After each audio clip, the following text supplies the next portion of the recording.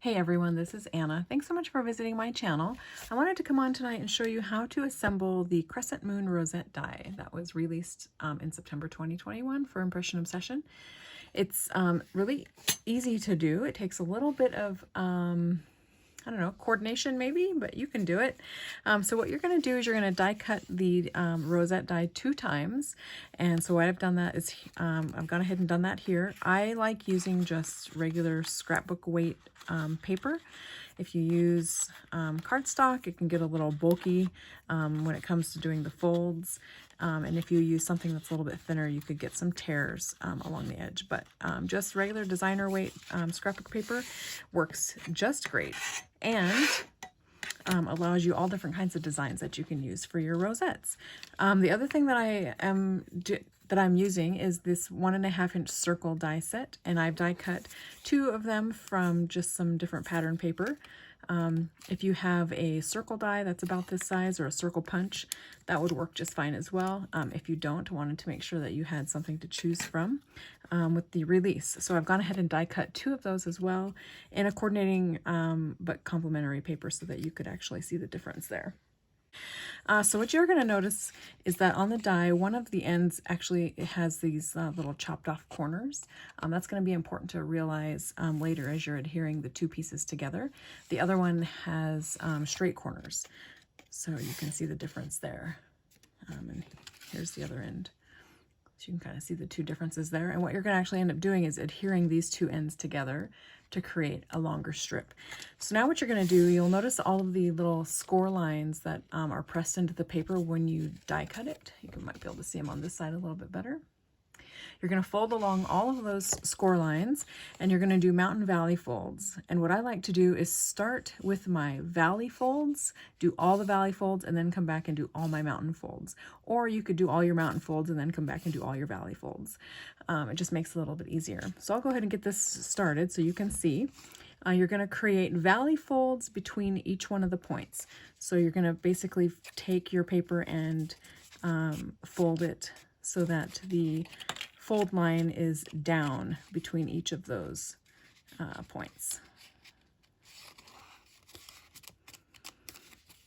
And then where you're going to create a mountain fold is through the moons. So each one of your points is going to become a mountain fold. So up and down, up and down, up and down. So you're going to fold it the full length of the paper like that. You can kind of see that. And these are called mountains and valley folds. Okay, you're going to do that the full length of the paper. So I'll go ahead and do that and speed up the video here so you don't have to watch me fold all of these in real time anyways.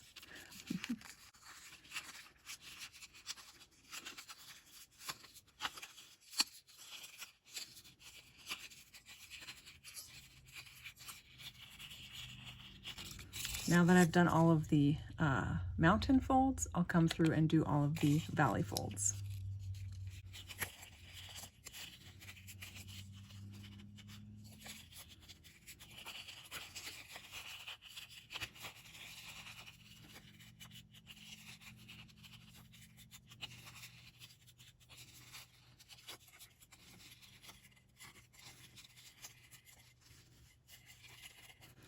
Okay. Now I've gone and done all my folding. Now what I'm going to do is I'm going to scrunch this up so all of the fold lines are nice and tight.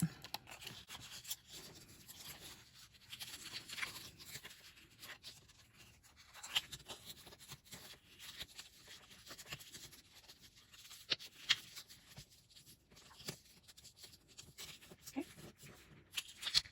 So that's the first piece. Now I'm going to go ahead and actually take care of the second piece. I'm going to do the same thing. All my valleys, all my mountain folds, and then scrunch it all together.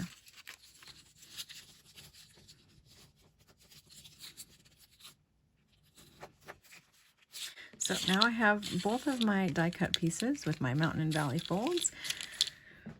Now what I'm going to do is I'm actually going to adhere one of the ends that has the cropped off corners to the back side of one of the other ends that does not have the cropped corners. So it's going to look like that. See? Cropped corners onto the back side of there. And I'm actually out of my double-sided sticky tape. That's 1/8 in size, 1/8 inch in size. So I'm just going to use some hot glue. If you use hot glue, just be really careful. I have garden calloused fingers this time of year, so I'm not too phased by hot glue if it touches me. But just be careful. And you're going to want the two ends of the rosette to be even down here at the end. Okay, so you're going to do just like that.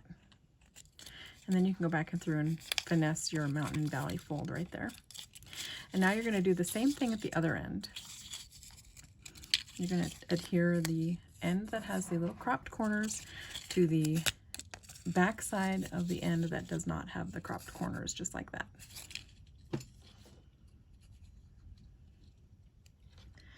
And again, just be careful if you use hot glue.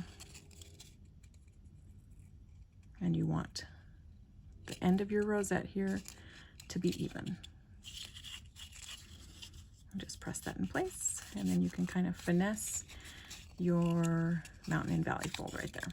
Okay, so that creates a circle with all your little accordion folds.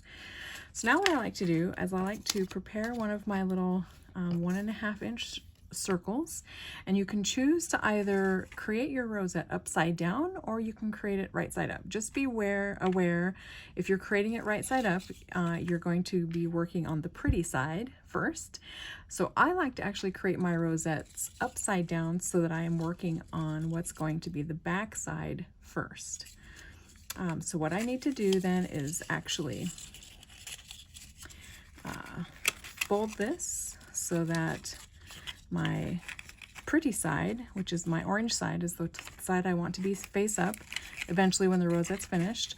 I want that to be on the outside. I'm going to pull those outside edges out and squish those inside edges towards the center and lay it down on the table like that. Now this rosette is about 4 inches across. If you want a smaller rosette, before you do this step, what you could do is you could trim off, using scissors, you could trim off a little bit of your rosette. Just, you know, take some scissors and trim off a little bit like this, and then you'll have a smaller rosette. So you saw that this rosette was about 4 inches across.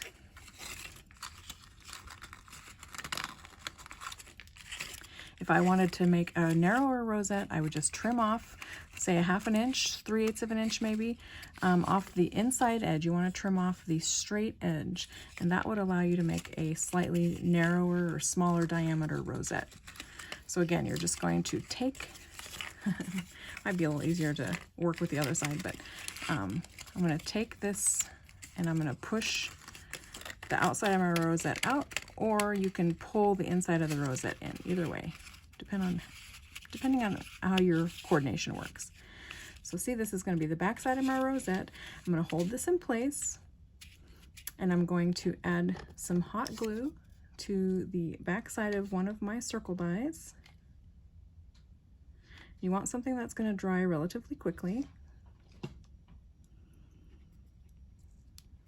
don't know if I can pick this up with my fingers. I'll use my little tool here. I'm going to place this face down. It doesn't have to be perfect. It doesn't have to be in the exact center. You're going to place that down and hold it in place until it cools.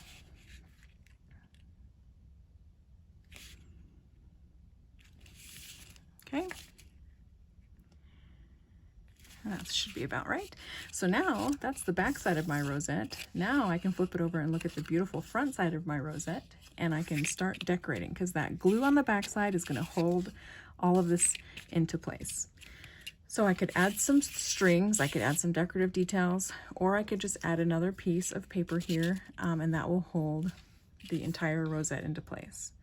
So I'm going to add some hot glue around the edge here. And I'm going to put this down in the center. This time I want to, it's going to be the front side, so I want to make it sure it looks nice. I'm going to center it. If it's too warm, you can always flip it over and hold it down so that the warm part of the glue is facing the table. And then once it's cool, you've made a beautiful rosette. So super easy. You can also, sometimes paper, if it's white cord paper like this, you can actually see a little bit of the white edge there where the paper has been folded. This is a perfect way to distress your rosette just by taking a little bit of tea dye and maybe a little blender brush, and you can just hit the top of that rosette there with some ink, and it just makes that white edge of that paper core disappear. You could use a coordinating ink, you know, if your paper is blue, you could use a blue ink. I always tend to use browns, but there you go. And now you no longer can see that white core of that paper. And that's it. So I hope this video was helpful, and I hope you make all kinds of rosettes for your Halloween projects. Thanks so much for watching, and I'll talk to you again soon. Bye!